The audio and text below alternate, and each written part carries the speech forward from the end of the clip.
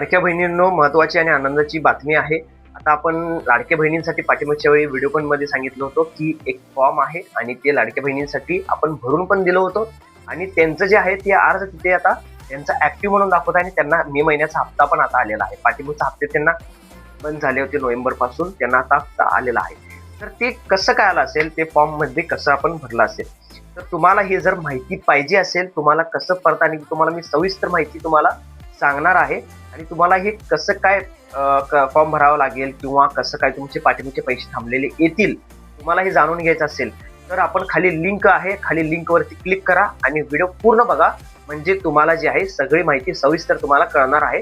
आणि आपल्या चॅनलला सबस्क्राईब करायला विसरू नका. तुम्हाला जे काही माहिती कळत नसेल तर तुम्ही मला कमेंट करून नक्की सांगा आणि आपल्या चॅनलला सबस्क्राईब करायला विसरू नका. सबस्क्राईब करा आणि कमेंट करा, म्हणजेच मी त्यांच्या प्रश्नाचा आन्सर तुम्हाला उत्तर मी देणार आहे.